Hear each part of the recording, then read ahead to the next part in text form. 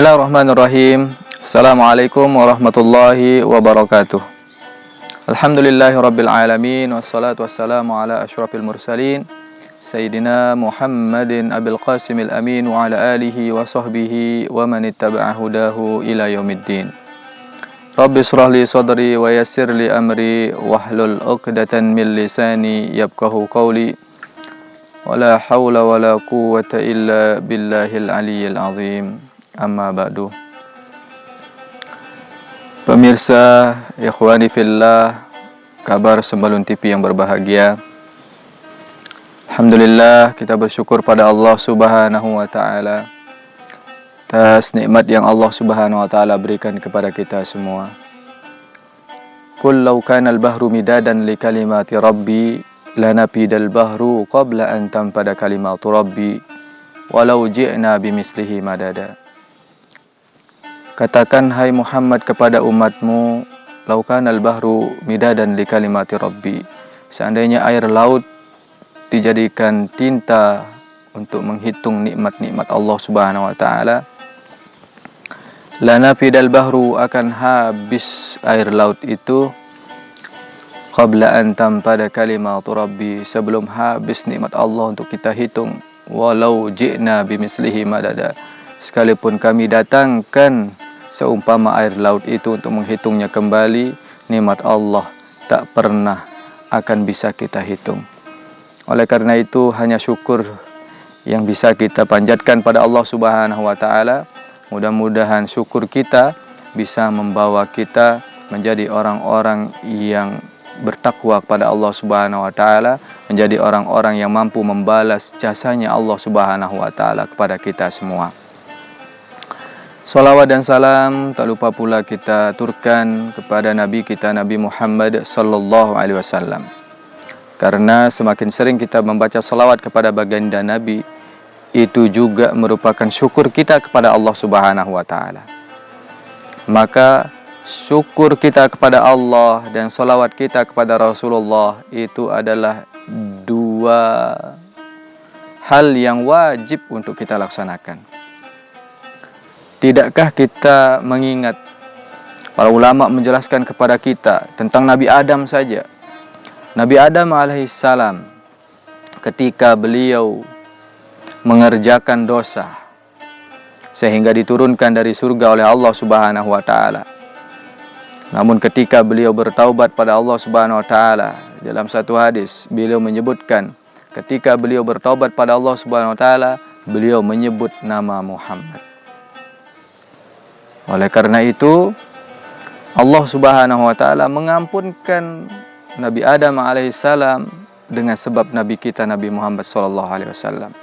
Oleh karena itu, berbahagialah kita, ikhwani fillah, menjadi umat Nabi Muhammad. Mudah-mudahan kita mendapatkan syafaatnya nanti. Amin ya rabbal alamin. Ikhwani fillah, kabar Sembalun TV yang berbahagia.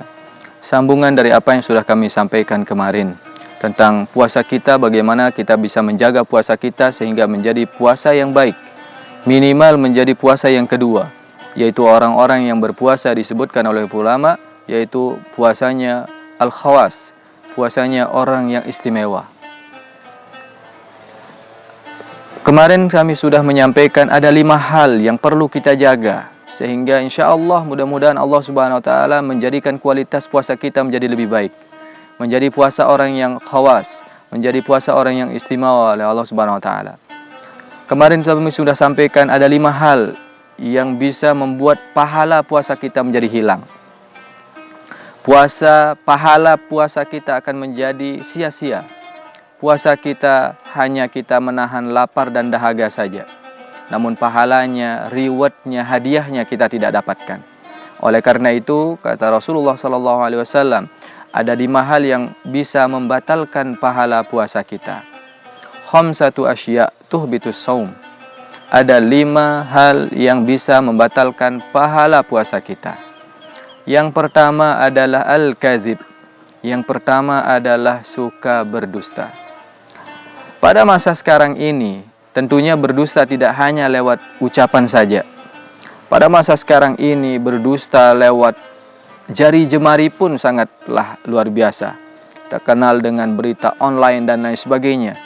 memberikan berita hoak lah istilahnya, atau memberikan berita yang belum tahu, belum ada kepastiannya, itu merupakan suatu kesalahan, itu merupakan suatu kebohongan yang apabila kita kerjakan itu sedangkan kita lagi berpuasa, maka puasa kita akan menjadi sia-sia.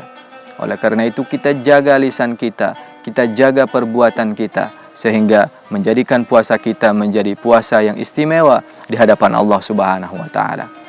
Kemudian yang kedua, hal yang bisa membatalkan pahala puasa kita. Nilai puasa kita akan menjadi hilang. Puasa kita itu akan menjadi tidak ada gunanya. Yang kedua adalah al-ghibatu, ghibah. Apa itu ghibah? Ghibah artinya membicarakan kejelekan orang lain, membicarakan saudara kita yang lain. Kita menceritakan kejelekan saudara kita walaupun itu benar adanya, namun kita membicarakannya, kita menceritakannya kepada orang lain, itu adalah ghibah. Ayuhibbu ahadukum ayyakula lahma akhihi maitan fakarihtumuh, kata Allah Subhanahu wa taala. Tidak mungkin kita akan memakan bangkai saudara kita, pasti kita akan enggan untuk memakannya. Oleh karena itu ghibah, kata Allah Subhanahu wa taala, sama artinya kita memakan bangkai saudara kita sendiri. Oleh karena itu kita harus menjaga diri, kita harus menjaga dari hal-hal yang bisa membatalkan pahala puasa kita. Kemudian yang kedua, kata Rasulullah sallallahu alaihi wasallam, hal yang bisa membatalkan pahala kita yang ketiga adalah al-riya, al-fitnah. Yaitu yang ketiga adalah al-fitnah.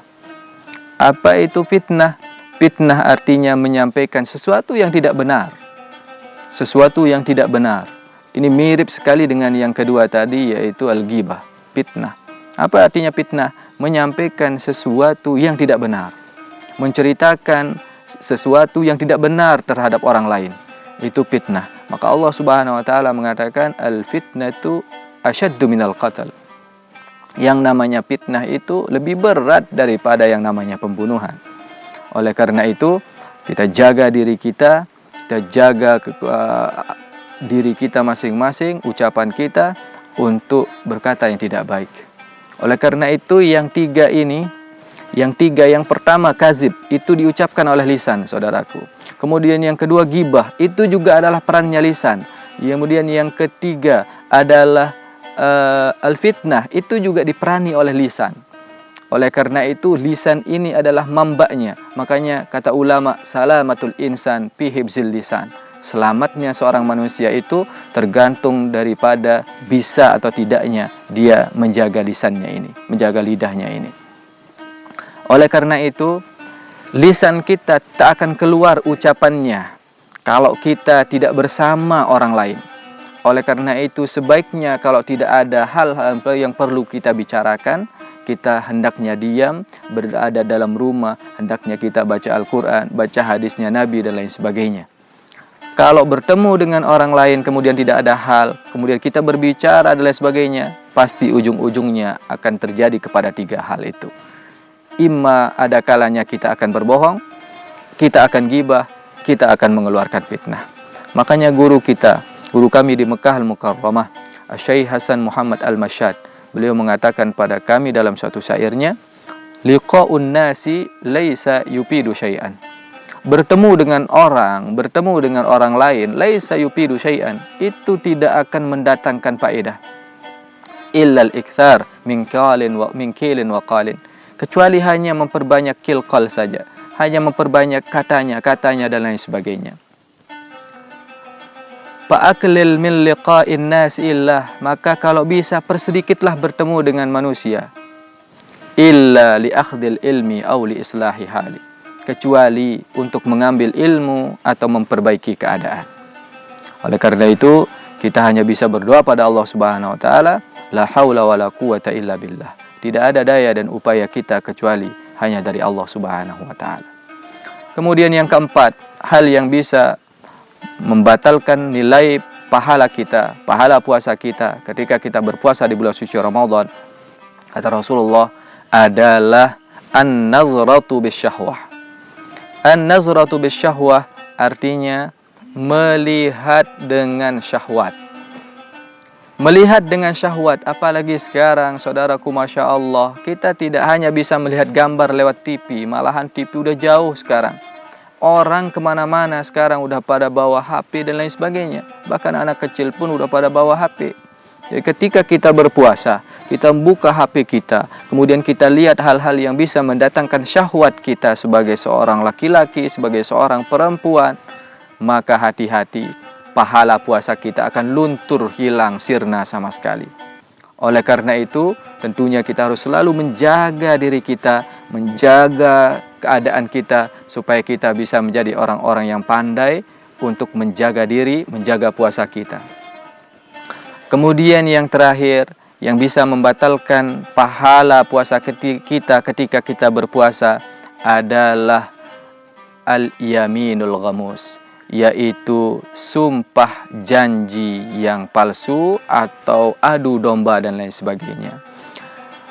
Maka kesimpulannya saudaraku, kabar tipis balun yang berbahagia, puasa kita ternyata bukan hanya menyelamatkan diri kita, namun puasa kita adalah puasa yang bisa menyelamatkan orang lain. Ketika kita bisa menyelamatkan orang lain dari diri kita, maka itulah puasa yang istimewa di hadapan Allah Subhanahu wa Ta'ala. Bagaimana tidak, ketika orang bisa selamat dari ucapan kita, dari kebohongan, dari ghibah, dari namimah dan lain sebagainya, maka orang itu akan selamat, kita pun akan selamat dari hal itu. Oleh karena itu, mudah-mudahan kita semuanya dijaga oleh Allah Subhanahu wa Ta'ala, supaya kita bisa menjaga puasa kita menjadi puasa yang istimewa, yang diterima oleh Allah Subhanahu wa Ta'ala. Amin ya rabbal alamin. Demikian yang dapat kami sampaikan, mudah-mudahan ada manfaatnya bagi kita semua. Akhirul kalam, assalamualaikum warahmatullahi wabarakatuh.